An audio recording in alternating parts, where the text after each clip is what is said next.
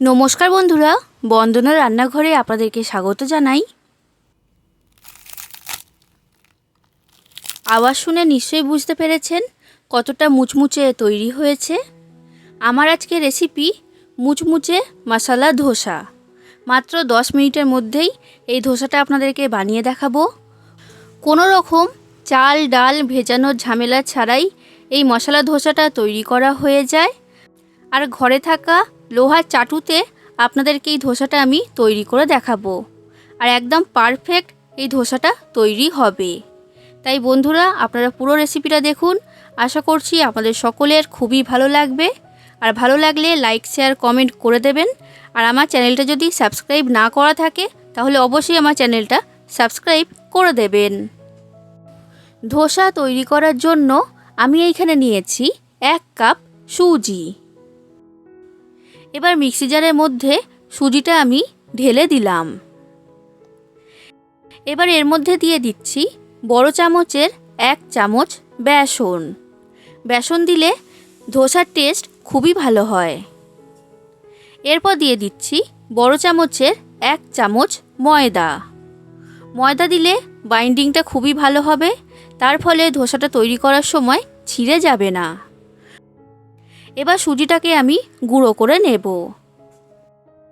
সুজিটা গুঁড়ো করা হয়ে গেছে। এবার সুজিটা কেমন গুঁড়ো করেছি সেটাও আমি আপনাদেরকে দেখিয়ে দিচ্ছি। দেখুন, একটু দানা রয়েছে, এইভাবে কিন্তু গুঁড়ো করে নিয়েছি। একদম পাউডারের মতো গুঁড়ো করলে কিন্তু হবে না, এটা আপনারা খেয়াল রাখবেন। এবার এই গুঁড়ো করা সুজিটা আমি একটা বড় সাইজের বাটির মধ্যে ঢেলে নিচ্ছি। তো সব সুজি আমি বাটির মধ্যে নিয়ে নিয়েছি। এবার এর মধ্যে দিয়ে দিচ্ছি 1 কাপ টক দই। যতটা পরিমাণ সুজি নেবেন ততটা পরিমাণ টক দই এখানে দিতে হবে। এই মাপটা আপনারা ঠিক রাখবেন। এবার দিয়ে দিচ্ছি স্বাদ অনুযায়ী লবণ। এবার টক দই আর লবণটাকে সুজির সাথে ভালো করে মিশিয়ে নিচ্ছি। যদি আপনাদের কাছে মেজারিং কাপ না থাকে তখন আপনারা ঘরে থাকা যে কোনো একটা বাটির মাপ করে প্রত্যেকটা উপকরণ নিয়ে নেবেন, তাহলেই হবে। তো দেখুন বন্ধুরা, আমি খুব ভালো করে টক দই আর সুজিটাকে মিশিয়ে নিয়েছি। এই রকম একটা ঘন মিশ্রণ তৈরি হয়েছে। এবার এই সুজির মিশ্রণটাকে আমি ঢাকা দিয়ে রেস্টে রেখে দিচ্ছি 5 থেকে 10 মিনিটের জন্য। এই সময়ের মধ্যেই সুজিটা খুব ভালো মতো ফুলে উঠবে। এরপর ধোসার জন্য আলুর মশলাটা তৈরি করব। গ্যাসের মধ্যে একটা কড়া গরম হতে বসিয়ে দিয়েছিলাম। কড়াটা গরম হয়ে গেছে। এবার কড়ার মধ্যে দিয়ে দিচ্ছি 2 চামচ সাদা তেল। তেলটাকে ভালো করে গরম করে নিয়েছি। এবার তেলের মধ্যে দিয়ে দিচ্ছি 2টো শুকনো লঙ্কা, 1 চামচের মতো কালো সর্ষে আর কিছুটা পরিমাণ কারি পাতা। এবার কয়েক সেকেন্ড নাড়াচাড়া করে এগুলোকে আমি ভেজে নিচ্ছি। এইগুলো ভাজা হয়ে গেছে। এবার দিয়ে দিচ্ছি পেঁয়াজ কুচি। একটা বড় সাইজের পেঁয়াজ আমি এইখানে ব্যবহার করেছি। আর এরপর দিয়ে দিলাম 4 থেকে 5টা কাঁচা লঙ্কা। এবার পেঁয়াজ আর কাঁচা লঙ্কাটাকে আমি ভেজে নেব। আর পেঁয়াজটা খুব বেশি লাল করে ভাজার প্রয়োজন নেই, হালকা করে ভেজে নিতে হবে। পেঁয়াজটা ভাজা হয়ে গেছে। এবার দিচ্ছি একটা বড় সাইজের টমেটো কুচি আর 1 চামচের মতো গ্রেট করা আদা।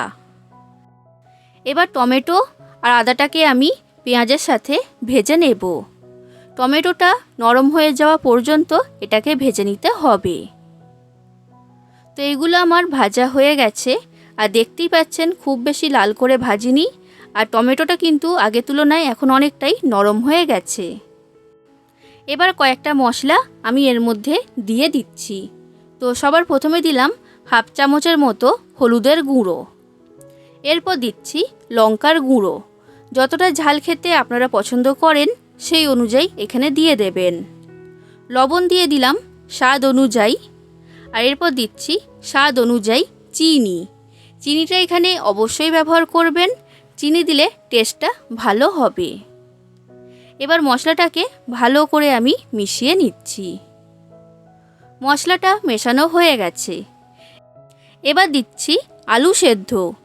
এখানে আমি 4টে বড় সাইজের আলু ব্যবহার করেছি।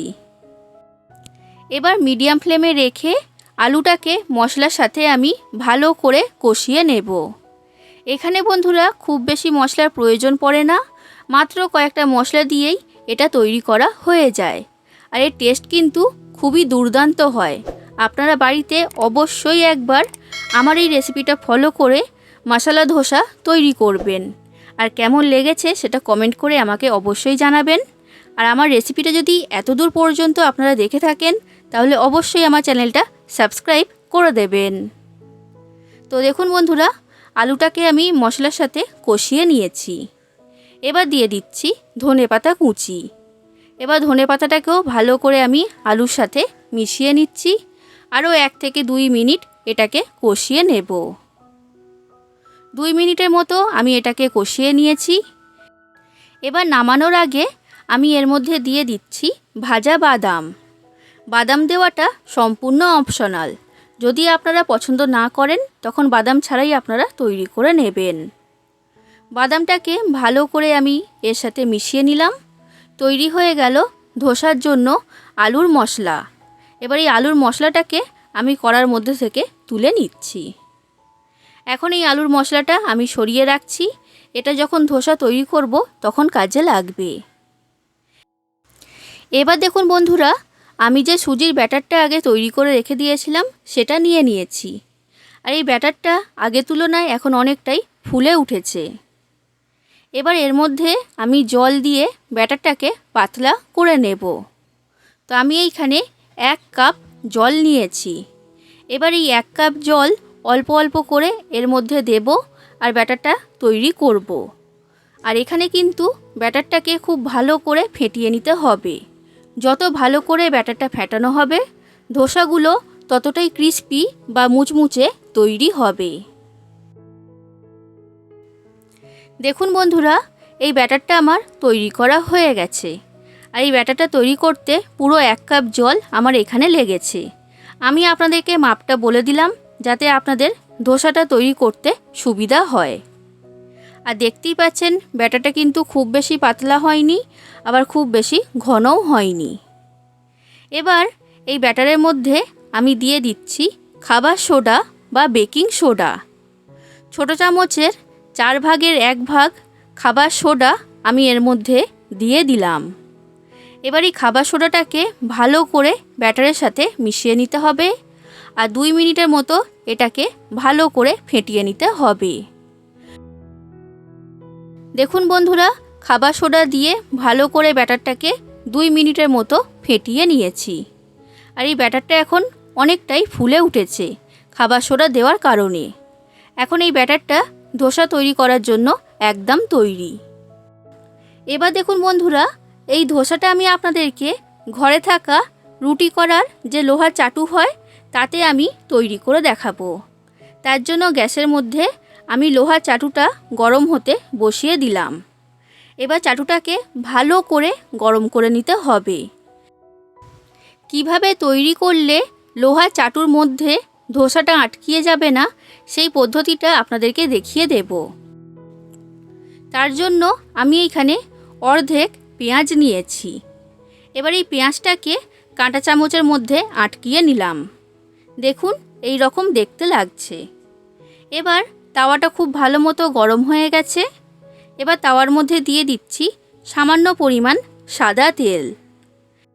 এবার এই তেলটাকে পেঁয়াজের সাহায্যে এই চাটুর চারিদিকে লাগিয়ে দেব। এইভাবে তেল লাগিয়ে দিলে চাটুটা ননস্টিক হয়ে যাবে। তো তেলটা ভালো করে চারিদিকে লাগিয়ে দিয়েছি। এবার চাটুর মধ্যে দিয়ে দিচ্ছি জল। জল দিয়ে এবার চাটুটাকে ঠান্ডা করে নিতে হবে।